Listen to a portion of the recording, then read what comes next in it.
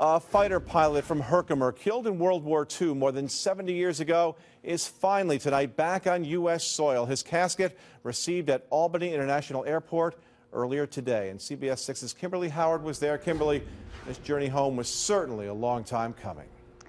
It sure was, Greg, and much of it was made possible thanks to the effort of Second Lieutenant Edward Barker's nephew, who never met him but still feels a very strong connection.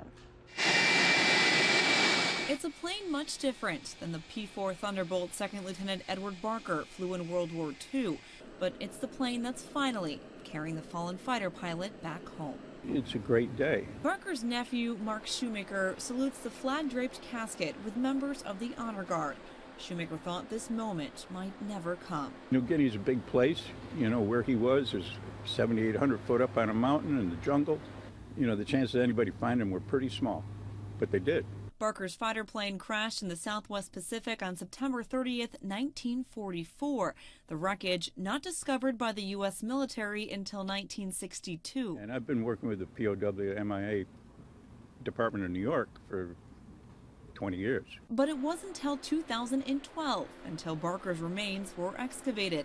Shoemaker soon learned that he had the key to making a positive identification. When I get a call from the genealogist, she isn't calling me for sport. A forensics team had a lot to analyze. For example, the airplane serial numbers, where he was, who saw him last.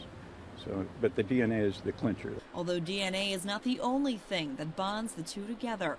Barker was just 21 years old when he was killed behind the controls. Shoemaker, 22, when he went to Vietnam as a fighter pilot. So I know just what he was thinking. I know just what it felt like.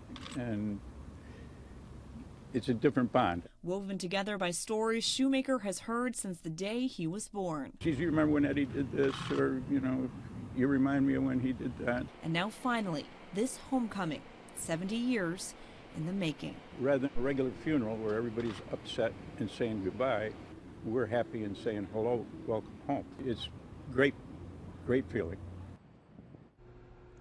Now, the hearse with Barker's remains was escorted by the Patriot Guard riders back to his hometown of Herkimer. Calling hours will be Friday, and a funeral with full military honors will be Saturday.